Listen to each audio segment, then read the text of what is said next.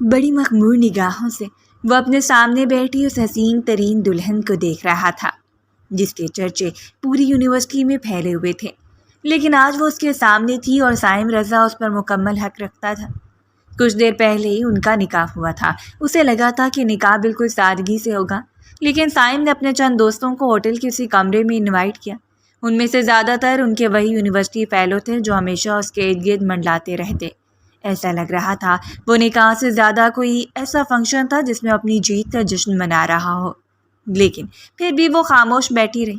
Beautician کی مہارت سے کیے گئے میک اپ نے اس کی حسن کو مزید دو آتشہ بنا دیا اور اس وقت وہ پورے ماحول پر چھائی ہوئی تھی۔ قاضی صاحب نے جس وقت نکاح شروع کیا اس کی روح تک کام کر رہ گئی۔ یہاں کوئی بھی ایسا موجود نہیں تھا جو اس کا سربراہ ہوتا، لیکن پھر بھی اسے سائم پر مکمل بھروسہ تھا۔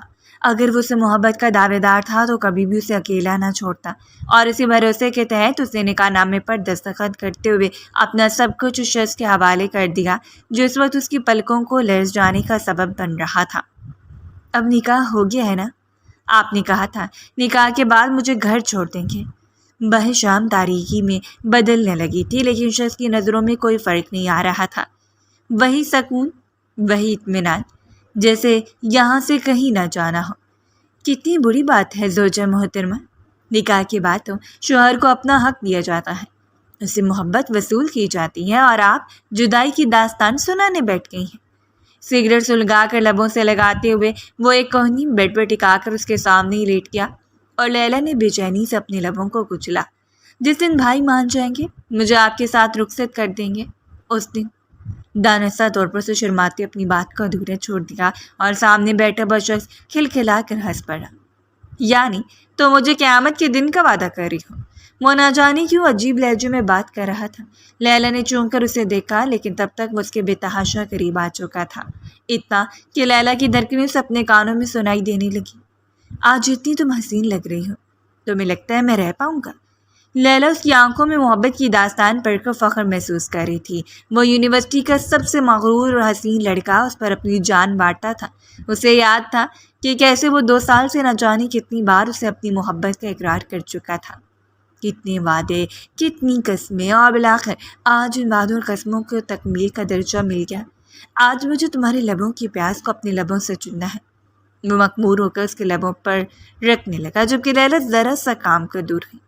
مجھے ڈر لگ رہا ہے، وہ کہہ گئی جبکہ مقابل جی بھر کر بدمزہ ہوا تھا۔ تمہیں اپنے شوہر سے ڈر لگ رہا ہے؟ چلو کوئی بات نہیں، اگر ابھی بھی تمہیں مجھ پر اعتماد نہیں تو آئی ایم سوری۔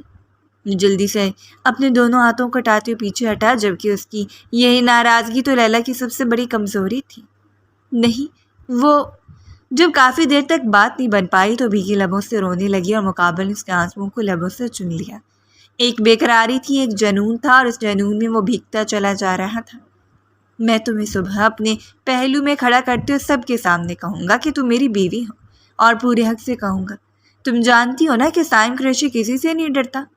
وہ ہمیشہ کی طرح اس کے وعدوں پر اعتماد کیے بیٹھی تھی۔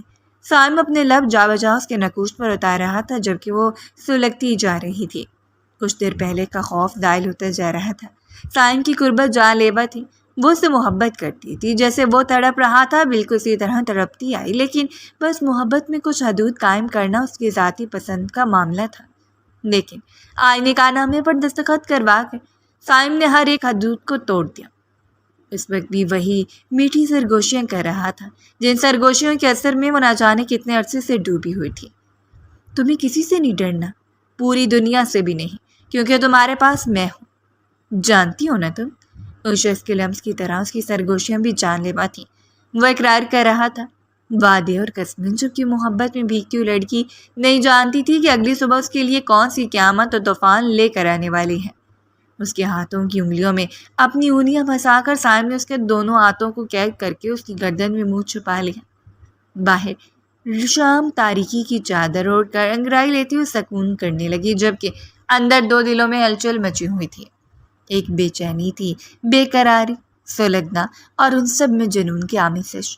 محبت میں مبتلا دل دھڑک رہے تھے۔ اس رات اپنا سب کو سائم قریشی کے حوالے کر کے لیلا وقار نے سکون سے اس کے سینے پر سر رکھ دیا۔ ساری دنیا کو پس پش ڈال کر اس نے سائم کی محبت کو جیت کا تحفہ پیش کر دیا۔ یہ جانے بغیر کہ کتنی بڑی ہار اس کا سامنا کرنے کے لیے تیار کھڑی ہے۔ اس کی آنکھیں آہستہ آہستہ بند ہوتی جا رہی تھیں اور بند ہوتی آنکھوں پر بھی عجیب سے وسوسے اترنے لگے۔ زاہد بھائی کا خوف، بھابھیوں کی باتیں، بابا کی عزت چلے جانے کا ڈر، علاقے میں ہونے والی سرگوشیاں اور اس کا داغدار وجود، وہ بس سوتی چلی گئی جیسے ہر ایک حقیقت سے آنکھیں بند کر کے اسے سر و سکون چاہیے ہو۔ عجیب سی کھٹپٹ کی آوازوں پر اس نے اپنی سرخ آنکھوں کو کھولا جب وہ آئینے کے سامنے کھڑا اپنے بالوں کو سیٹ کر رہا تھا۔ اپنی حلیے پر ایک نظر ڈالتی وہ شرم سے سرخ ہوئی اور پھر لبوں کو کچل کر قریب پڑی شال اٹھا کر اپنی اوپر لپیٹ لی۔ اس وقت وہ سائم کی شرٹ میں تھی، اس کی گردن پہ سائم کی محبت کے نشان واضح تھے۔ آپ جاگ گئے؟ مجھے جگایا ہی نہیں۔ اسے نرمی سے اس کی وشت کو دیکھتے ہوئے سوال کیا، جو کہ وہ پلٹ کر اسے دیکھ ہی نہیں پایا۔ رات کو تم اتنے تھک چکی تھی کہ مجھے لگا تمہیں آرام کرنا چاہیے، اور ویسے بھی تمہیں جانا کہاں ہے؟ وہی تیز لہجہ جس میں اکثر بات کیا کرتا اپنے بالوں کو سمیٹتی ہوئے بیڈ سے نیچے اتر آئی۔ میں نے ناشتہ منگوا دیا ہے، کر کے چلی جانا تم۔ اور وہ حیران و پریشان اس شخص کو نہ دیکھتی رہ گئی۔ کیا مطلب؟ تم اب میرے ساتھ نہیں جا رہے؟ اس کے ملائم سے لہجے میں کیا گیا سوال ایسا تھا کہ مقابل نے پلٹ کر اسے دیکھا۔ وہ بے حد ہینڈسم لگ رہا تھا۔ ہلکا سا مسکراتے اس نے لیلا کو اپنے قریب کھینچ لیا۔ ابھی تک میری محبت اور جنون سے دل نہیں بھرا، یہ کچھ مزید کا ارادہ ہے؟ اس کے بالوں کو کانوں کے پیچھے رستے ہوئے وہ عجیب باقی سے بات کر رہا تھا، جبکہ لیلا نے اس کے وجود سے اپنا آپ آزاد کروا لیا۔ آپ نے کہا تھا آپ میرے ساتھ آئیں گے، بھائی کو بتائیں گے کہ آپ میرے شوہر ہیں۔ جبکہ اس کی بات مکمل ہونے سے پہلے ہی وہ اسے کھینچ کر اپنے سامنے کھڑا کر گیا تھا۔ خود کو دیکھو، یہ تمہیں اپنی گردن پر نشان نظر آ رہے ہیں؟ اپنے ماتھے پر لکھا ہوا بد کردار نظر آ رہا ہے تمہیں؟ یہی تو میرا احساس ہے جو تمہارے بھائی کو بغیر کہیں بتا دے گا کہ تم کسی کے ساتھ رات گزار کر آئی ہو۔ اور اسے لگا تھا جیسے اس کے قدموں طرح سے زمین نکل گئی ہو۔ پھٹی پھٹی آنکھوں سے اس نے گردن موڑ کر شخص کو دیکھا جو ہلکا سانسا، اور پہلی بار اسے لگا اسے اس وقت اپنی موت کو سامنے دیکھ کر کبوتر کی طرح آنکھیں بند کر لینی چاہیے۔ کیا مطلب؟ میں سمجھی نہیں۔ اس کی زبان لڑکھڑانے لگی اور مقابل نے سختی سے اس کا چہرہ دبوچ لیا۔ سمجھی نہیں یا سمجھنے کی کوشش نہیں کر رہی؟ اب میں تمہارے ساتھ مزید نہیں جا سکتا، دل بھر گیا ہے تم سے۔ اس کی آنکھوں میں دیکھتے ہوئے آنکھ کا کونا دبا کر وہ یوں اس کی تسلیل کر رہا تھا کہ سرخ پڑتے چہرے کے ساتھ اسے سختی سے سائم کا ہاتھ جھٹک دیا۔ یہ کیا بکواس کر رہے ہیں آپ جانتے ہیں یہ کوئی مذاق ہے؟ لڑکھڑاتے ہوئے لہجے میں وہ بات کر رہی تھی، لیکن اس کا دل کانپ رہا تھا۔ اس کے ماتھے پر نمودار ہونے والے پسینے کے قطرے اس کے اندر پھیلی ہوئی بے چینی کو ظاہر کر رہے تھے، اور مقابل نے جاندار کہکا پورے کمرے میں گونجتے ہوئے اس کی پوری ہستی کو ہلا گیا۔ اس دن کیا کہا تھا تم نے سب کے سامنے کہ تم جیسی لڑکی کبھی میرے جیسے لڑکے کو منہ نہیں لگائے گی؟ حالانکہ تمہیں سوچنا چاہیے تھا کہ میں یونیورسٹی کا سب سے ہینڈسم لڑکا ہوں، ایک امیر زادہ جو تم پر لائن مار رہا تھا۔ اب وہ بگڑا ہوا شخص اپنی حقیقت سے پردہ اٹھا رہا تھا، اب اسے سارے کارنامے کی اثر وجہ بتا رہا تھا۔ آج سے 2 سال پہلے وہ جس طرح اسے ٹھکرا چکی تھی، آج وہ اس تجلیل کا بدلہ لے رہا تھا، اور اس وقت سامنے کھڑے ہوئے شخص کا حسین ترین چہرہ اسے بے حد خبیث لگا۔ وہ ایسا بھیڑیا تھا جو عورت سے بدلہ لینے کے لیے کسی بھی حد تک جا سکتا تھا۔ جھوٹ جھوٹ جھوٹ، کہہ دیں کہ سب کچھ جھوٹ ہے سائم۔ وہ ملتجی نظروں سے اسے دیکھتی ہوئی اپنے بالوں کو نوچ رہی تھی، اور وہ ایسے ہی تو اسے دیکھنا چاہتا تھا۔ بلا شبہ بے تحاشا حسین تھی، اتنی حسین کہ کسی کا بھی دل لے جاتی، لیکن سامنے کھڑے شخص کی تنگ نظری اور عیاش مزاجی نے اس کی پوری زندگی کو برباد کر دیا۔ وہ ایک مہذب باپ کی باکردار بیٹی لمحے بھر میں بد کردار بن کر رہ گئی۔ تمہارے حسین چہرے سے گھن آنے لگی ہے مجھے، اب کون تمہیں اپنائے گا؟ افسوس کے علاوہ کیا کر سکتے ہیں؟ اور وہ آگے بڑھ کر اس کے قدموں میں بیٹھ کے، نہیں، میں آپ سے معافی مانگ لیتی ہوں، میں نے اس دن جو کیا تھا میری غلطی ہے، میں معافی مانگ لیتی ہوں، لیکن میری زندگی برباد مت کریں۔ اور اس نے اس روز خود پر فرونیت طائری کرتے ہوئے اسے پاؤں کی ٹھوکر سے دور دھکیل دیا۔ یعنی تم آج معافی مانگو گی اور میں تمہیں اپنا لوں گا؟ بہت بڑی خوش فہمی کا شکار ہو تم جانے من۔ 2 دنوں کے بعد میں بیرون ملک جا رہا ہوں، اور پھر تم مجھے ڈھونڈتی رہ جاؤ گی، لیکن کیا ہے نا، میں جانے سے پہلے تمہیں اپنے اس تعلق سے آزاد کروا کر جاؤں گا۔ اب اتنا بھی خود غرض نہیں ہو سکتا میں، وہ ایک رات کی دلہن تھی جس کے ہاتھوں پر لگی ہوئی مہندی بھی تازہ تھی اور اسے اچھی طرح یاد تھا شام کو بیوٹیشین کو بلا کر اس شخص نے کتنے اسرار سے مہندی لگوائی، بلکہ اس کی ہتھیلی پر اپنا نام بھی لکھوا دیا، اور آج وہ اسے اندھیرے میں جھونک کر جا رہا تھا، ساری زندگی رونے کے لیے، سلگنے کے لیے۔ میں طلاق کا داغ اپنے ماتھے پر سجا کر نہیں جی سکتی، میرے بھائی مجھے جیتے جی مار دیں گے۔ وہ اس کے سامنے ہاتھ پھیلائے بھیک مانگ رہی تھی اور سامنے اسے گردن سے دبوچ کر اپنے سامنے کھڑا کر دیا۔ لہرا وقار، میں سائم قریشی اپنے پورے ہوش و حواس میں تمہیں طلاق دیتا ہوں، طلاق دیتا ہوں، طلاق دیتا ہوں۔ وہ بالکل ساکت کھڑی تھی، جیسے کہنے سننے کا کچھ باقی نہ رہا، جیسے سب کچھ گلے میں اٹک گیا ہو، جیسے اس کے مقدر کا اندھیرا اس سے نگلنے کے لیے تیار ہو۔ اس کی غلطی اتنی بڑی تھی کہ اسے اتنی جلدی مکافات سے ٹکرانا پڑے۔ ٹھیک ہے، اس نے اپنے بھائیوں کا مان توڑا، لیکن یہ طویل خوشی بس اتنی ہی عمر رکھتی تھی کہ ایک رات میں ختم ہو جائے۔ وہ وہیں فرش پر بیٹھتی چلی گئی۔ وہ شخص ہوا کے جھونکے کی طرح اس کے قریب سے گزرتے ہوئے ہوٹل کے کمرے سے باہر نکل گیا۔ سروس کے مطابق اسے کھانا ملتا رہا۔ شام تک کا وقت تھا اس کے پاس، لیکن وہ شام تک اسی طرح فرش پر بیٹھی روتی رہی، سلگتی رہی، اپنے مرنے کی دعائیں مانگتی رہی۔ لیکن کہا جاتا ہے کہ مرنا آسان نہیں ہوتا، خاص طور پر اس وقت جب ہمارے حصے میں جینا لکھ دیا گیا ہو۔ اسے لگا بس یہی اختتام ہے، زندگی ختم ہو چکی ہے۔ لیکن وہ نہیں جانتی تھی کہ زندگی ایک ایسا موڑ لینے والی ہے جو حقیقت میں سے ہلا کر رکھ دے گا۔ شام تک اسے آرڈر دے دیا گیا کہ وہ ہوٹل کا روم خالی کر دے۔ کل کی شام جتنی حسین تھی، آج کی شام اتنی خوفناک تھی۔ اپنے کپڑے بدل کر شال خود پر لپیٹتے چپ چاپ باہر نکل آئی۔ پاس پھوٹی کوڑی نہیں تھی، صرف آنکھوں میں ٹوٹے ہوئے سپنے۔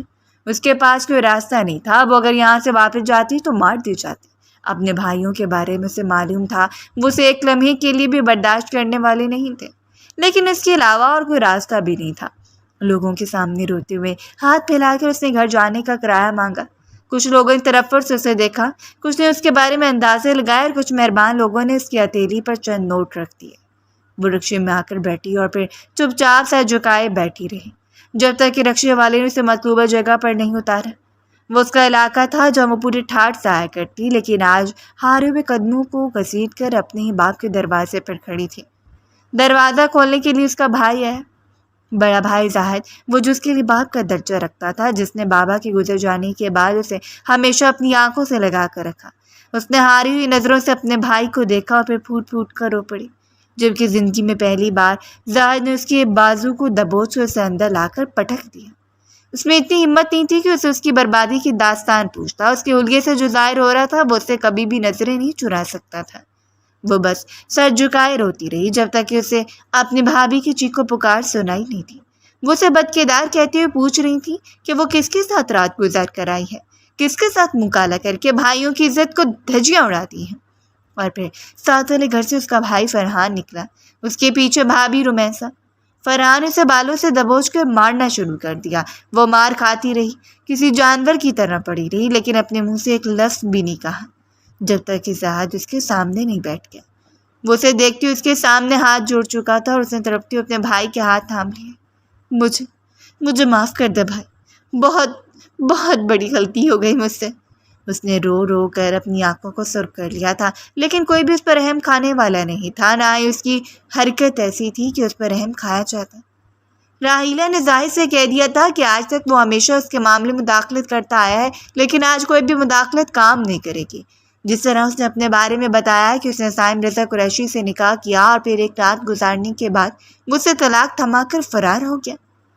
فرحان اسے اپنے گھر لے کر گیا، اسے بری طرح مارنے کے بعد ایک کمرے میں بند کر دیا۔ وہ اسے دوبارہ لوگوں کے سامنے لا کر اپنے لیے تذلیل یا تماشا نہیں بنوانا چاہتے تھے۔ انہوں نے کہہ دیا ان کی بہن بھاگ گئی سو بھاگ گئی۔ اب اس کے پاس نہ ہی فرار کا کوئی راستہ تھا اور نہ ہی معافی نامہ۔ زاہد کی بات اور تھی، لیکن فرحان جس قدر سرپھرا انسان تھا اسے یہی توقع تھی۔ 2 دنوں تک بھوکی پیاسی اسی بند کوٹری میں پڑی رہی، لیکن رمیسا کو معلوم تھا کہ اگر وہ یہیں پڑی مر جائے گی تو بھی اس کا شوہر پکڑا جائے گا، اور اگر اسے معافی نامہ مل گیا تو بھی ساری زندگی انہی کے سروں پر مسلط رہے گی، اور کوئی بھی بھابھی نہیں چاہتی کہ نند ان کے سروں پر مسلط رہتے ہوئے ان کے بچوں کا حق کھائے۔ اسی لیے ایک رات اس نے دروازہ کھلا چھوڑ دیا۔ رمیسا نے پہلے 1-2 بار اس کے کان میں بات ڈال دی کہ یہاں سے فرار کے علاوہ کوئی راستہ نہیں۔ اسے چند نوٹ بھی تھما دیا اور اب اس کے لیے راستہ کھلا تھا۔ اس رات وہ ہمت جتاتے ہوئے صحن میں آئی اور نہ جانے کتنے دنوں کے بعد اس نے باہر کی ہوا کھائی۔ دل تڑپ کر رو رہا تھا۔ اس کے ساتھ جو ہوا ناقابل معافی تھا، لیکن آخر وہ انسان تھی۔ ایک باپردہ لڑکی تھی جس کے باپ نے ساری زندگی اس علاقے کے لوگوں کو امامت کروائی۔ وہ لڑکی جس نے ساری زندگی کالج یونیورسٹی میں جانے کے باوجود اپنے آپ کی حفاظت کی، وہ ایک درندے کے بہکاوے میں کیسے آ گئی؟ اسے بھی معلوم نہیں تھا۔ نہ جانے کتنی بار اس نے شخص کو اگنور کیا، تب تک جب تک کہ وہ اس کے لیے ضد اور انا کا مسئلہ نہیں بنی، اور اب حقیقت اس کے سامنے تھی۔ وہ اسے بری طرح نوچتے ہوئے یہاں پھینک کر چلا گیا۔ اسے ہر حال میں زندہ رہنا تھا اور شخص کے پاس واپس جا کر اسے التجا کرنی تھی، اپنے لیے انصاف مانگنا تھا۔ صبح سے رات ایک بار پھر وہاں سے نکل گئی۔ وہ رات فجر تک اس نے مسجد میں گزاری اور صبح دن کی کرنیں پھوٹنے سے پہلے وہ سڑک کے کنارے تھی، جہاں سے بس پکڑ کر ایک بار پھر شہر۔ سامنے اگر موت نظر آ رہی ہو تو فرار کا راستہ مشکل نہیں ہوتا، اور اس کے لیے بھی مشکل نہیں تھا۔ ایسے چپ چاپ مر جانے میں کسی کا کوئی نقصان نہیں تھا، لیکن وہ شخص اگر کھلا چھوڑ دیا جاتا تو یقیناً نہ جانے کتنی لڑکیوں کو اور نوچ لیتا۔ وہ ایک بار پھر اسی ہوٹل میں گئی، لیکن وہاں سے اسے سائم کے متعلق کچھ بھی معلومات نہیں ملی۔ سارا دن وہ ادھر سے ادھر بھٹکتی رہی اور آزاد تھی۔ سر چھپانے کے لیے جگہ نہیں تھی۔ یہ قسمت کا فیصلہ تھا یا جو بھی کہ اس روز ایک بار پھر انجان سڑک پر نکلتے ہوئے وہ زوردار طریقے سے آنے والی گاڑی سے ٹکرائی، اور لمحے بھر کے لیے اسے معلوم ہوا بس اس کی موت یہیں لکھ دی گئی ہے۔ اب اس کے بعد اور کوئی راستہ نہیں۔ اس کی آنکھیں بند ہوتی جا رہی تھیں، شال سر سے اتر گئی اور بند ہوتی آنکھوں کے سامنے ایک سایہ لہرایا۔ وہ کوئی جانی پہچانی شکل تھی۔ اس پر جھکا آہستہ آہستہ اس کے گال تھپ تھپا رہا تھا۔ اس نے کوشش کی اپنی آنکھیں کھولے، لیکن یہ ممکن نہیں تھا۔ اس کی آنکھیں بند ہوتی چلی گئی، ساری آوازیں دب گئیں اور کسی نے اسے بازوؤں میں بھر لیا۔ اس نے آنکھیں کھولی تو اسپتال کے بستر پر پڑی تھی۔ سر پر پٹی لگی ہوئی تھی، بازو بھی شاید فریکچر ہو گیا، چند مزید چھوٹے زخم۔ اس نے گردن پھیر کر ارد گرد دیکھنے کی کوشش کی، جب اسے کمرے میں آتا ہوا دکھائی دیا، اور وہ کافی دیر حیرانگی سے اسے دیکھتی رہی۔ وہی جانے پہچانے نقوش سے مرے نقشوں کو کیسے بھلا سکتی تھی، لیکن پرسنالٹی بالکل مختلف۔ اور تب تک ایک مبہم سے مسکراہٹ سے اسے دیکھتا وہ اس کے قریب آ گیا۔ بے دہانی میں شاید آپ میری گاڑی کے سامنے آ گئے۔ اب کیسی طبیعت ہے آپ کی؟ بے حد ٹھہرا ہوا لہجہ۔ اس نے نظروں کا رخ پھیر لیا۔ سامنے کھڑا شخص عمر میں کافی میچور اور اس سے بڑا تھا، لیکن اب بھلا وہ کسی مرد کے دلکش لہجے پر اچھا گمان کیسے کر سکتی تھی؟ وہ اٹھنے لگی اور تبھی ایک دم سے آگے بڑھا، لیکن نہ جانے کیا سوچ کر رک گیا۔ ڈاکٹرز نے کہا ہے کہ آپ کو 1-2 گھنٹے میں ڈسچارج کر دیا جائے گا۔ آپ فکر نہ کریں، مجھے اپنے گھر والوں کا نمبر دے دیجیے، میں بات کر لیتا ہوں۔ اور اپنی بڑی بڑی بھیگی آنکھیں اٹھا کر اس نے شخص کو دیکھا۔ اس کے لب لرز گئے۔ اب اسے کیا بتاتی کہ اس کے گھر والے تو ہیں ہی نہیں، ایک ذہنی اذیت اور دوسرا جسمانی تکلیف۔ وہ اتنی بے بس تھی کہ اس اجنبی شخص کے سامنے پھوٹ پھوٹ کر رو پڑی، اور وہ اچھا خاصا بکھلا گیا۔ محترمہ، آپ کی طبیعت ٹھیک نہیں ہے۔ بڑی بے قراری سے وہ اس کی جانب جھکتے ہوئے پوچھ رہا تھا، جبکہ روتے ہوئے اپنی آنکھیں صاف کر کے اس نے نفی میں سر ہلا دیا۔ دونوں لبوں کو باہر نکال کر اس شخص کو دیکھتی نہ جانے کیوں اس سے بتانے لگی کہ اس کا کوئی گھر نہیں ہے، اور وہ لمحے بھر کے لیے حیران ہوا۔ کیا مطلب؟ میں شہر میں کسی کو نہیں جانتی، بس کسی کو ڈھونڈنے کے لیے آئی تھی اور خود گم ہو گئی ہوں۔ اس کی چمکتی ہوئی رنگت مرجھائی ہوئی تھی، بے تحاشا حسین آنکھیں جسے دیکھ کر لوگ رشک کھاتے آج رونے کی وجہ سے سرخ تھیں۔ الجھے بال، اگر عورت کا وجود رون دیا جائے تو کسی کے قابل نہیں رہتے، حالانکہ وہ خدا کی سب سے خوبصورت تخلیق ہے۔ یہ چھوٹا سا فلیٹ تھا، زندگی کے آسائشوں سے بھرپور۔ یہاں ضرورت کا سارا سامان رکھا گیا۔ وہ اسے یہاں چھوڑ کر گیا، بغیر کچھ پوچھے، بغیر کچھ بتائے۔ بس اس نے اسے بتایا کہ اس کا شوہر اسے طلاق دے کر کہیں فرار ہو گیا۔ وہ کسی کو نہیں جانتی، اور اس دھوکے پر افسوس کرتے ہوئے وہ اس کے علاوہ اور کچھ نہیں کر پائے۔ بس اسے اتنی سہولت دی تھی کہ وہ عدت تک کے ایام یہاں گزار لے اور اس کے بعد پھر اپنے لیے کوئی ٹھکانہ ڈھونڈ لے۔ اس نے اپنا نام موسیٰ بتایا۔ دل وسوسے اور کشمکش کا شکار تھا، لیکن پھر بھی اس کے پاس ٹھکانہ نہیں تھا۔ فلیٹ میں ایک ملازمہ بھی تھی، اور ملازمہ نے اسے بتایا کہ موسیٰ صاحب اکثر یہاں آتے رہتے ہیں، کبھی کبھار دوستوں کے ساتھ اور کبھی کبھار میٹنگز کے سلسلے میں۔ وہ کافی ڈیسنٹ قسم کا شخص تھا، اونچا لمبا قد، خوبصورت تیکھے نقوش، شاندار پرسنالٹی، اور سب سے بڑی بات کہ دل کا اتنا اچھا سادہ ٹھہرا ہوا لہجہ۔ پیسے اور نام مرتبہ ہونے کے باوجود اتنا عاجز تھا کہ اس لڑکی پر رحم کھا گیا۔ اگلے آنے والے ہر دن میں اس نے دوبارہ کبھی موسیٰ کو نہیں دیکھا۔ ایک دو بار وہ آیا لیکن دروازے تک ضرورت کا کچھ سامان پہنچا کر واپس پلٹ گیا۔ اسے نہیں معلوم اس کے بھائی سے ڈھونڈتے رہے یا نہیں، دوبارہ کبھی پلٹ کر صائم نے اس کے بارے میں جاننے کی کوشش کی یا نہیں، لیکن یہاں وہ بہت پرسکون تھی۔ ملازمہ شام تک اس کے پاس رہتی اور شام کو اپنے گھر چلے جاتے۔ وہ دروازہ لاک کر کے اطمینان سے سو جاتی۔ زندگی اب بھی آگے بڑھتی ہے جب ہم اسے خود بڑھانا چاہتے ہیں، اور اس کی زندگی آگے بڑھ رہی تھی۔ حالانکہ وہ سیاہ حادثے سے باہر نہیں نکل پائی، لیکن موسیٰ رضا اتنا بہترین شخص تھا کہ آگے آنے والے دنوں میں ایک دو ملاقاتوں میں سے اندازہ ہو گیا کہ وہ کتنا باوقار ہے۔ وہ اس کے سامنے دوپٹے کے حالے میں چھپی رہتی، نہ ہی اس نے کبھی کچھ خریدنے کی کوشش کی اور نہ ہی اس نے کبھی اپنے بارے میں کچھ بتایا۔ ہاں البتہ اس نے اندازہ لگایا تھا کہ وہ بڑی گہری نظروں سے اسے دیکھتا ہے، اس کے دیکھنے پر بات کرتے اس کی باتوں سے مطلب نکال لیتا۔ اس نے سوچ لیا تھا جیسے عدت مکمل ہوگی وہ موسیٰ رضا سے ایک آخری بار مدد مانگے گی، اپنے لیے نوکری، اور پھر اپنے پیروں پر کھڑی ہو کر اپنی زندگی کا آغاز کرے گی۔ لیکن وہ نہیں جانتی تھی کہ اس سے پہلے ہی ایک بار پھر اسے بھرے شہر میں بدنام ہونا پڑے گا، اور ساتھ ساتھ اس مہربان شخص کے لیے بھی بدنامی کا باعث بننا پڑے گا جس پر نیکی کر کے بری طرح پھنس جائے گا۔ نہ جانے یہ خبر کیسے حویلی تک پہنچی۔ موسیٰ رضا کے مخالفین نے بات کو اس طرح اچھالا تھا کہ بات میڈیا تک آ گئی، حالانکہ پچھلے 3 ماہ سے وہاں رہ رہی تھی۔ لیکن موسیٰ رضا پر لگائے جانے والے الزامات اتنے سنگین تھے کہ لوگوں کو باتیں بنانے کا موقع مل گیا۔ اس کا باہر جانا محال ہو چکا تھا، اور اس روز سے کڑی نظروں سے دیکھتے ہوئے اس کی ماں زندگی میں پہلی مرتبہ اس پر پھنکاری۔ یہ سب کیا ہے؟ کیا یہ وجہ ہے تمہاری شادی نہ کرنے کی؟ اس کی عمر 30 سال ہو چکی تھی اور اس کی ماں نہ جانے کب تک بضد رہی، لیکن وہ ماننے کا نام ہی نہیں لے رہا تھا۔ کامن، آپ مجھے جانتی ہیں؟ پھر بھی وہ پہلے ہی بہت بری طرح پھنسا ہوا تھا۔ اسے ضرورت تھی، اس کے پاس کوئی ٹھکانہ نہیں تھا، تو میں نے اسے وہاں رہنے کے لیے جگہ دی تھی۔ شہر میں 1000 لڑکیاں جن کے پاس رہنے کے لیے ٹھکانہ نہیں ہے، تو کیا تم ہر ایک لڑکی کو ایسے ہی اپنی ذاتی رہائش گاہ میں ٹھہرا لیتے ہو؟ نذرانہ بیگم اس کی بات کا منطق نہیں سمجھ پا رہی تھی۔ آپ مجھ پر شک کر رہی ہیں؟ وہ نہایت بدمزہ ہوا۔ آپ جانتی ہیں کہ میرے اور آپ کے بیٹے کی خصلتوں میں زمین آسمان کا فرق ہے، اور یہ بات تو 100% سچ تھی، جس کا نذرانہ بیگم کبھی بھی انکار نہیں کر سکتی تھی۔ بات اتنی بڑی کہ شام اسے فیصلہ لینا پڑا جو وہ عام حالات میں کبھی نہیں لے سکتا تھا۔ اس لڑکی کے متعلق کچھ بھی ایسا نہیں سوچا تھا، لیکن اس شام اس کے سامنے بیٹھتے ہوئے اس کے چہرے کو دیکھتا رہ گیا۔ کیا تم نکاح کرو گی مجھ سے؟ اس نے کہہ دیا، اور سامنے بیٹھی لڑکی نے پٹ سے سر اٹھا کر اسے دیکھا۔ دیکھو، لوگ طرح طرح کی باتیں بنا رہے ہیں، میرے ساتھ تمہارے عجیب تعلقات پیش کیے جا رہے ہیں، اور اس کا آخری حل میرے پاس یہی ہے کہ میں تم سے نکاح کر لوں۔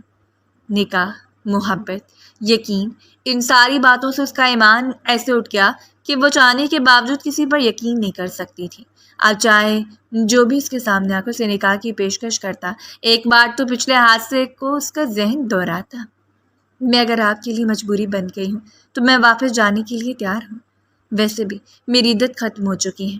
گلابی رنگ کے دوپٹے کے حالے میں اس کا وجود دمک رہا تھا۔ اس نے عدت کے ایام میں سب سے زیادہ دل نماز میں لگا۔ اس کے پاس کرنے کو کچھ نہیں تھا، تو اس نے اپنے دل کو خدا سے جوڑ لیا، اور یہی وجہ تھی کہ اس وقت اس کا چہرہ اطمینان سے جگمگا رہا تھا۔ میں نے تم پر احسان کیا اور تم احسان فراموشی کر رہی ہو؟ نہ جانے کیوں آج وہ سخت لہجے میں سے بات کر گیا، اور وہ پلٹ کر اسے دیکھنے لگی۔ کیا یہ احسان اسی لیے تھا؟ وہ بدگمان ہو رہی تھی اور وہ اس کے حسین آنکھوں کو دیکھتا رہ گیا۔ اس کی عمر ابھی 23-24 سال ہوگی، لیکن اتنی بڑی بات نہیں تھی۔ کل صبح جو بھی فیصلہ ہوا مجھے بتا دینا۔ اتنے دن وہاں رہنے کے بعد بھی اس روز پہلی مرتبہ اسے اپنا کارڈ تھما رہا تھا جس پر اس کا نمبر لکھا ہوا تھا، اور پھر چپ چاپ اس کے قریب سے اٹھتے واپس چلا گیا، جبکہ اپنے گھٹنوں پر سر رکھ کر وہ بڑی شدت سے رو پڑی۔ وہ شخص کو کیا بتاتی، وہ محبت میں اتنی بری طرح مات کھا چکی ہے کہ اب کسی پر یقین کرنے کو دل نہیں چاہتا، اور اگر اسے پتہ چل جاتا کہ وہ پہلے گھر والوں کا مان توڑ کر کسی کے ساتھ چھپ کر نکاح کرنے والی لڑکی ہے تو شاید اسے چھوڑنے میں لمحہ لگاتا ہے۔ اتنے دن اس کے پاس رہتے ہوئے اسے اس بات کا تو اندازہ ہو چکا تھا کہ وہ ایک شان اور مرتبہ رکھتا ہے، اس شہر میں اس کا ایک مقام ہے، بزنس کی دنیا پر راج کرنے والے ایک سنجیدہ مزاج شخص موسیٰ رضا، جس کے آگے پیچھے منڈلانے کے لیے نہ جانے کتنی لڑکیاں تیار رہتی ہیں، نہ جانے کتنے اس کے خواب دیکھ کر اپنے فیوچر کو برائٹ سوچتی ہیں۔ لیکن وہ بڑی سنجیدگی سے اس لڑکی کے بارے میں سوچنے لگا تھا۔ شام سے رات ہوگی اور رات سے اگلی صبح وہ کوئی فیصلہ نہیں کر پائے سوائے اس کے کہ وہ یہاں سے چلی جائے، لیکن پھر یہاں آ کر اٹک جاتی کہ کہاں۔ اور ٹھیک 2 روز کے بعد اپنے دل پر پتھر رکھتے ہوئے اس نے وہ فیصلہ موسیٰ رضا کے حق میں دے دیا۔ میں آپ سے نکاح کرنے کے لیے تیار ہوں، لیکن نکاح سے پہلے مجھ سے وعدہ کرنا ہوگا کہ زندگی کے کسی مرحلے میں مجھے چھوڑ کر نہیں جائیں گے۔ وہ یوں بات کر رہی تھی کہ چونک کر اسے دیکھنے لگا اور پھر اس کے ذہن میں الفاظ جو بڑھنے لگے۔ اس کا شوہر پہلے بھی اسے چھوڑ کر فرار ہو چکا تھا۔ ہم اپنی ساری زندگی کو کسی ناکام تجربے کی نظر نہیں کر سکتے اور ہر کوئی ایک جیسا نہیں ہوتا۔ اس نے ثابت کیا تھا۔ اسی ہفتے کے اختتام پر وہ موسیٰ رضا سے نکاح کر رہی تھی اور اس نکاح میں موسیٰ رضا کی ماں نے بھی شرکت کی۔ ان کے لیے بہت تھا کہ ان کا بیٹا نکاح کے لیے مان گیا۔ حالانکہ ان کی سگی اولاد نہیں تھی، لیکن انہیں اپنی سگی اولاد سے بھی زیادہ عزیز تھا، کیونکہ ان کی جتنی عزت کرتا تھا آج تک ان کی سگی اولاد بھی ان کی اتنی عزت نہیں کرتی تھی۔ اور ویسے بھی زندگی میں پہلی بار اگر کسی نے اپنے چھوٹے لبوں سے انہیں مما کہہ کر پکارا تھا تو وہ موسیٰ رضا ہی تھا۔ ایک بار پھر اپنی زندگی کے تمام حقوق وہ ایک ایسے شخص کے نام منتقل کر چکی تھی جو اس کی عزت کی حفاظت کا ذمہ اٹھا چکا تھا۔ گولڈن رنگ کے شرارے میں ملبوس وہ دلہن ایک بار پھر کسی بھی اپنے کے بغیر رخصت ہو کے موسیٰ کے گھر میں پہنچ گئی۔ اس کے کمرے میں دھڑکتے دل کو سنبھال کر اس کے سیر سجائے ہوئے تھے۔ دل لرز رہا تھا، آنے والے وقت کے خدشے سے بے چین کر رہی تھی۔ وہ نہیں جانتی تھی وہ شخص اس کے ساتھ کیسا سلوک کرے گا، لیکن جیسا بھی کرتا وہ اس کے حوالے ہو چکی تھی، جو دیکھنے میں بے حد ڈیسنٹ اور باوقار لگتا، لیکن ابھی اس کا اعتماد قائم نہیں ہوا تھا۔ کچھ دیر پہلے نذرانہ بیگم نے سب بات چیت کی۔ وہ مسکرا کر ان کی باتوں کا جواب دیتی رہی اور وہ بھی مطمئن ہو کر اپنے کمرے میں چلی گئی۔ کمرے کی ہر چیز کو خوبصورتی سے سجایا گیا تھا اور کمرے میں ہر چیز مقابل کے ذوق کو بیان کر رہی تھی۔ شاندار کمرہ نفاذت سے سجا ہوا، گردن موڑ کر ساری چیزوں کا جائزہ لے رہے تھے۔ دل افسردہ تھا، اپنوں کی یاد میں بے چین، لیکن اس نے ارادہ کر لیا تھا اگر کبھی زندگی نے ساتھ دیا تو وہ ایک بار پھر ان کے دروازے پر جائے گی معافی نامہ طلب کرنے کے لیے۔ ہو سکتا ہے کہ اس بار اس کے لیے رعایت برت لے جائے۔ پیاس کے احساس کے تحت اس نے گردن موڑ کر سائڈ ٹیبل پر دیکھا۔ وہاں لگے ہوئے فریم نے اس کی توجہ اپنی جانب کھینچی۔ آنکھیں سکیٹ کر اس نے تصویر میں موجود موسیٰ رضا کو دیکھا۔ ایک مبہم سے مسکراہٹ اس کے لبوں پر پھیلی ہوئی تھی اور اس کے ساتھ بیٹھے ہوئے شخص اسے ذرا سا آگے جھکنا پڑا اور ایک لمحے کے لیے اس کا دل ساکت رہ گیا۔ وہ بھلا اسے کیسے فراموش کر سکتی تھی؟ وہ کرنٹ کھا کر پیچھے ہٹی اور دھڑکتے ہوئے دل پر ہاتھ رکھ کر ابھی تک پھیلی آنکھوں سے اس تصویر کو دیکھ رہی تھی۔ اس کے لبوں نے بے آواز حرکت کی۔ سائم رضا قریشی، یہ وہی شخص تھا جو مسکراتا تو پوری محفل لوٹ لیتا، اور اس وقت بھی موسیٰ کے پہلو میں کھڑا مسکرا رہا تھا۔ پھٹی پھٹی نظروں سے اس نے اپنے لبوں کو دانتوں میں دبا لیا اور دل سے بے اختیار اتنی زور سے دھڑکا کہ پسلیاں توڑ کر باہر آنے کا ارادہ رکھتا ہوں۔ آنکھیں نم ہونے لگیں، تبھی کمرے کا دروازہ کھلا۔ وہ شان سے مسکراتا ہوا، لیکن اس نے اپنی بیوی کے طور پر اسے دل سے تسلیم کیا تھا۔ ویسے بھی وہ اتنی حسین تھی کہ سامنے کھڑے شخص کا دل دھڑکا دے، اور اتنے عرصے سے اس کے پاس رہ رہی تھی تو وہ اس کے کردار کے متعلق بھی چھان بین کر چکا تھا۔ اس نے حیرت سے گردن موڑی۔ اس کی نظریں موسیٰ سے ٹکرائی تھیں، لیکن ابھی تک اس کی توجہ موسیٰ کی جانب نہیں تھی، جو ہلکا سا مسکراتے اسے خوش آمدید کہہ رہا تھا۔ ایک بار پھر گردن موڑ کر اسے اسی سام کو دیکھ رہی تھی جو اس کے شوہر کے آستین میں چھپا ہوا تھا۔ تھوڑی سی توجہ اپنے شوہر کی جانب بھی دے دیجیے محترمہ۔ وہ پہلی بار ذرا سا شوق ہو کر مسکرایا۔ اس نے بھیگی بھیگی پلکیں چپکتے موسیٰ کا چہرہ دیکھا۔ یہ کون ہے؟ انگلی سے اسی تصویر کی جانب اشارہ کر رہی تھی، اور موسیٰ نے حیرت سے گردن موڑ کر وہ تصویر اٹھا لی۔ ایک نظر مسکرا کر تصویر پر ڈالنے کے بعد اس نے تصویر کو قریب رکھ دیا۔ یہ آپ کا آوارہ، عیاش اور بدمزاج دیور ہے، جو اپنی ذاتی مصروفیت کی وجہ سے اپنے بھائی کی نکاح میں بھی شریک نہیں ہو پایا ہے نا؟ حیرت کی بات، لیکن کیا کریں، یہ ایسا ہی ہے۔ وہ اسے محبت سے دیکھ رہا تھا، اور اس رات اسے معلوم ہوا کہ موسیٰ رضا کا چھوٹا بھائی سائم رضا تھا۔ وہ ایک بار پھر چکر آ کر اسے دلدل میں آ کر گری تھی۔ اسے واقعی یقین نہیں ہو رہا تھا، کیا دنیا واقعی اتنی گول تھی؟ بے اختیار اس کا سر چکرانے لگا، اور اس کے چہرے کے بدلتے ہوئے رنگوں کو موسیٰ نے حیرت سے دیکھا۔ تمہاری طبیعت ٹھیک ہے؟ وہ ہاتھ بڑھا کر اس کی گردن کو چھو رہا تھا، اور موسیٰ کا لمس اس کے وجود میں کرنٹ دوڑا گیا۔ جی، نہیں، مجھے عجیب سے چکر آ رہے ہیں، شاید تھک گئی ہوں۔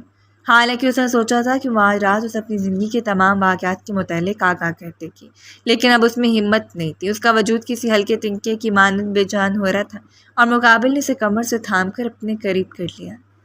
ساری باتوں کو فراموش کر دو، جو کچھ ماضی میں ہو چکا ہے تمہارے ساتھ اسے بھول جاؤ۔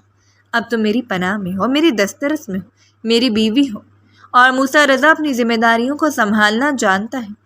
وہ دیر تک اس کی چمکتی ہوئی آنکھوں میں دیکھتی رہی۔ آج سے پہلے اس کے سامنے ایک مختلف شخصیت کا حامل تھا، اور آج رومانٹک انداز میں سچ مچ اس کا دل دھڑکا رہا تھا۔ جی، جیسا آپ کہیں، وہ بے اختیار مان لی اور اپنی انگلی سے اس کی گردن کے بھاری نیکلس کو اتار کے اس کی جھمکے سے چھیڑخانی کر رہا تھا۔ تم جانتی ہو، میں نے آج تک کبھی کسی عورت کو اپنے قریب نہیں آنے دیا، کبھی کسی کو اپنی زندگی میں شامل کرنے کے بارے میں نہیں سوچا، کیونکہ مجھے وہ عورت چاہیے تھی جو مکمل طور پر ٹوٹ چکی ہو، جیسا کہ تم۔ وہ نہ جانے کہ اس کے چہرے کے تاثرات پڑ رہا تھا۔ وہ ذرا گھبرانے لگی۔ میں؟ اس میں سوالیہ نظریں اٹھا کر اسے دیکھا اور مبہم سا مسکراتی اسے اپنے سینے پہ گرا گیا۔ دو دل ایک دوسرے کے بے تحاشا قریب دھڑک رہے تھے۔ وہ موسیٰ کے قریب تھی اور ایک لمحے کے لیے سب کچھ فراموش کر کے، کیونکہ وہ شخص اسے اتنی محبت سے چھو رہا تھا کہ فراموش کرنا بنتا تھا۔ ہاں، تمہیں میں نے ایک بار دیکھا، تم میرے لیے توجہ بنی، دوسری مرتبہ دلچسپی، تیسری مرتبہ ہمدردی، اور پھر تجسس سے پسندیدگی، اور پسندیدگی کا محبت، اور محبت عشق روپ دھار لے۔ میں کچھ نہیں کہہ سکتا، وہ اس کے سامنے اقرار کر رہا تھا، اور اس کی پلکیں لرزنے لگیں۔ وہ عمر میں اسے چھوٹی تھی، لیکن ٹھوکریں کھانے کے بعد اسے جتنا تجربہ تو شاید حاصل کر چکی ہو۔ کیا مجھے کبھی نہیں چھوڑیں گے، چاہے جو بھی ہو جائے؟ وہ نہ جانے کیوں پوچھ گئی۔ لب لرزنے لگے اور آنکھیں رونے کے لیے تیار تھیں، اور مقابل اس کے رخساروں کو دونوں ہاتھوں سے کھینچے اس کی ٹھوری پر اپنے لب جما دیے۔ تم 1000 مرتبہ پوچھ چکی ہو، اور میں 1,00,000 مرتبہ بتانے کے لیے تیار ہوں۔ موسیٰ رضا تمہیں کبھی نہیں چھوڑ سکتا، لیکن تم مجھے کبھی دھوکہ نہیں دو گی۔ مجھے 2 چیزوں سے شدید نفرت ہے، دھوکہ اور جھوٹ۔ اس کی گردن پر جا بجا لب رکھتے ہوئے وہ مسرور ہو رہا تھا اور اسے بہک جانے پر مجبور کر رہا تھا۔ بکھری ہوئی زلفیں موسیٰ رضا کو بہکانے کا سبب بن رہی تھیں، اور وہ لمحے بھر وہ بہک گیا۔ سامنے بیٹھی لڑکی اس کے لیے کسی بوتل کی نشے کی مانند تھی، جس پر دسترس حاصل کرنے کے بعد وہ اس پر اپنی محبتیں نچھاور کر رہا تھا، جبکہ وہ اتنا گھبرائی کہ اس نے بے اختیار موسیٰ کی شرٹ کو مٹھیوں میں دبوچ لیا۔ کافی دیر کے بعد اس کی حالت کی پیش نظر ذرا سا اس سے دور ہوا۔ کل تک کے لیے فرار ہے، وہ بھی اسی صورت کہ تمہاری طبیعت ٹھیک نہیں، ورنہ تو آج تمہیں میرے جنون سے کوئی نہیں بچا سکتا تھا۔ آنکھ دبا کر مسکراتے ہوئے وہ اسے فرار بخش گیا، اور وہ ساکت ہوتی نظروں کے ساتھ اسے دیکھتی رہ گئی۔ وہ شخص حقیقت میں کسی خواب کے جیسا تھا، کسی خواب کی طرح حسین، کھلکھلاتا ہوا، جو بات کرے تو ہر منظر کو جو جانے پر مجبور کرتی۔ اس رات جانے کتنی دیر اپنی ٹوٹی پھوٹی زندگی کے متعلق سوچتی رہی، اور پھر تک ہار کر اپنی آنکھوں کو بند کر لیا۔ جو ہوتا دیکھ لیا جاتا۔ اگلا آنے والا ہر دن کسی خواب کی طرح خوبصورت تھا، اور شام بھی اسے اپنے بازوؤں میں دبوچتے ہوئے اس کی سراہی دار گردن پر لب جما گیا۔ آج سارا دن انہوں نے ایک دوسرے کے ساتھ گزارا، گھومے پھرے، کھانا کھایا، موسیٰ کی پسند کی شاپنگ کی، اور اسی سرگوشیوں میں اپنی ذات کے متعلق آگاہ کرتا رہا، اور اس کے ساتھ یوں تھی جیسے برسوں کی محنت کا ثمر مل چکا ہو، جیسے کہ پروردگار نے اسے کسی اجر سے نوازا ہو۔ حالانکہ اسے یاد نہیں تھا کہ زندگی بھر اس نے کبھی کوئی ایسا کام کیا جس کا پھل اتنا خوبصورت تھا، ہاں سوائے صبر کے۔ تمہیں دیا گیا وقت ختم ہو جاتا ہے محترمہ، اس کی خوشبو سے متعارف ہوتے ہوئے بے تحاشا اس کے لبوں سے لب چھوڑ گیا، اور اس وقت وہ موسیٰ کی پسند کے مطابق میرون کلر کی شفون کی ساڑی میں اپنے دمکتے وجود کے ساتھ قیامت ڈھا رہی تھی۔ ساری باتوں کو پس پوچھ ڈالتے ہوئے صرف اسی کے لیے تیار ہوئی تھی، اور اس کی خوبصورتی کو سراہ رہا تھا، اس کے حسن سے متعارف ہوتے ہوئے اس پر اپنی محبت نچھاور کر رہا تھا۔ اس کی بند آنکھوں پر باری باری لب رکھتے، اس کے پھولے ہوئے رخساروں کو لبوں سے چھوتے، وہ اس کے وجود پر قابض ہو گیا، اور اس نے اسے اپنے وجود پر قابض ہونے دیا۔ وہ اس کے دل کا مالک بن چکا تھا۔ اسے اندازہ ہوا پہلی محبت تو صرف ایک جنون تھی، ایک ہوا سے بنا ہوا غبارہ، یا پھر پانی پر بنی ہوئی جھاگ جو غائب ہو چکی تھی۔ محبت تو یہ تھی جو اسے موسیٰ رضا سے ہوئی، اور اس شخص نے ثابت بھی کیا۔ ایک باوقار شخص جب ایک لڑکی کا دل چراتا ہے تو پھر اسے رکھنا جانتا ہے، ہر لمحہ اس کی حفاظت کرتا ہے۔ اس نے اس حسین لڑکی کے سارے خوابوں کو مکمل کر دیا تھا۔ نذرانہ بیگم بھی بہت اچھی تھی اور اس نے بھی ثابت کر دیا کہ اس گھر کی بہو نہیں بلکہ بیٹی ہے۔ ساری ذمہ داریاں سنبھال کر چند ہی دنوں میں ہر ایک چیز کو اپنا بنا دیا۔ اسے اپنوں کے لیے سلگتے ہوئے دیکھ کر موسیٰ اسے ایک بار پھر بھائیوں کے پاس لے کر گیا۔ وہ غصہ تھے، شدید غصہ، اور موسیٰ نے خود ان سے بات کی، انہیں سمجھایا کہ اگر انسان سے ایک بار غلطی ہو جائے تو اس کا مطلب یہ نہیں کہ اس نے سارے تعلقات توڑ دیے۔ وہ ان کی بہن تھی اور پھر انہیں بھی اسے تسلیم کرنا پڑا۔ ویسے بھی وہ اتنی خوش اور مطمئن تھی کہ ساری ناراضگیاں بلائے وہ سب اس کی شان و شوکت اور چکا چوند پر حیران تھے۔ اسے معلوم ہو گیا اب کوئی دکھ اس کے قریب ہی نہیں بھٹک سکتا۔ جس روز ڈاکٹر نے اسے یہ خوشخبری سنائی کہ وہ ماں بننے والی ہے، شادی کے فرسٹ منتھ وہ پریگننٹ تھی، بے اختیار موسیٰ کے کندھے پر سر جماتے ہوئے وہ رو پڑی اور موسیٰ نے اس کے ماتھے پر اپنے لب جما دیے۔ تھینک یو سو مچ زندگی، مجھے زندگی کی اتنی بڑی خوشی دینے کے لیے۔ میں جانتا ہوں کہ میری بیٹی بالکل تمہاری طرح حسین ہوگی۔ اور اس نے روتے ہوئے سر اٹھا۔ ہرگز نہیں، بلکہ میرا بیٹا آپ کی طرح باوقار اور سلجھا ہوا انسان ہوگا جو کسی کی بھی زندگی کو روشن کرتے۔ گھر میں ایک بڑی سیلیبریشن رکھی گئی اور یہ ساری ارینجمنٹ نذرانہ بیگم کی طرف سے تھی۔ یہ حویلی کی پہلی خوشی تھی جسے وہ بہت دھوم دھام سے سیلیبریٹ کرنا چاہتی تھی۔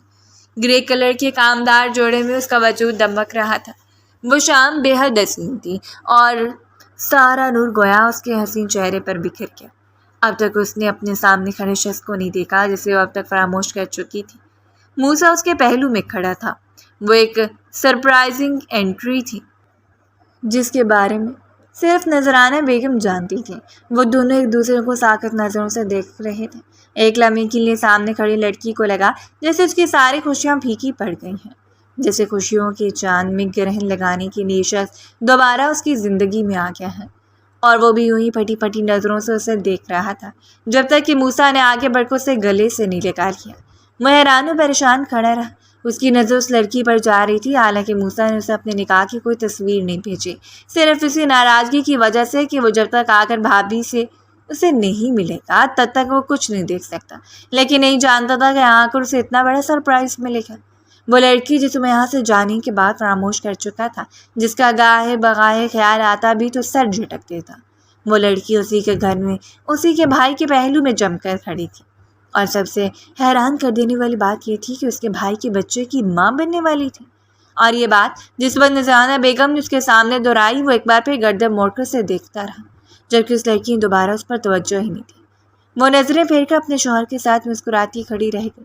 اس رات وہ جیسی کشمکش کا شکار رہا، جہاں موسیٰ کے سینے پر سر رکھے وہ خود کو مضبوط کرنے کی کوششوں میں ہلکان ہوتی رہی، وہیں دوسری جانب بالکنی میں کھڑا وہ سگریٹ پر سگریٹ پھونکتا رہا۔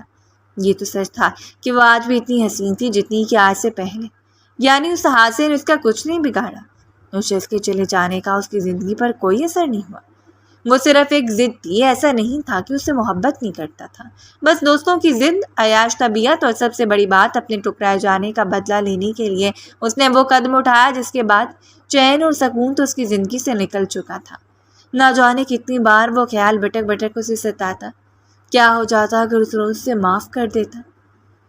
کیا ہو جاتا اگر ساری ضد کو پس پش ڈالتے ہوئے اسے زندگی کی شروعات کر لیتا؟ لیکن پھر اس احساس کو تھپک تھپک کر سلا دیتا، اور اب اس کے جگمگاتے ہوئے چہرے اور موسیٰ کے ساتھ اسے مسکراتا ہوا دیکھ کے یقیناً پاگل ہو رہا تھا یا نہیں، اس لڑکی کا کچھ نہیں بگڑا۔ اگر نقصان ہوا تھا تو صرف اس کا خسارہ پھر بھی اس کے مقدر میں آیا۔ اگلے آنے والے دنوں میں اس نے محسوس کیا کہ اس لڑکی نے ایک گھر میں رہنے کے باوجود، اتنے قریبی تعلق کے باوجود دوبارہ اس کا سامنا نہیں کیا، نہ ہی اس کی شکل دیکھی۔ وہ اگر قریب سے بھی گزرتی تو یوں نہ کوئی شکوہ، نہ شکایت، نہ نظر پھیر کر اسے دیکھنا، بس اس طرح گویا اسے جانتی ہی نہ۔ اور یہ دیکھ کر مندر سے سلگ رہا تھا، حالانکہ وہ موسیٰ سے محبت کرتا تھا۔ موسیٰ اس کا سگا بھائی نہیں تھا، باپ کی طرف سے اس سگے تھے، لیکن ماں سوتیلی تھی۔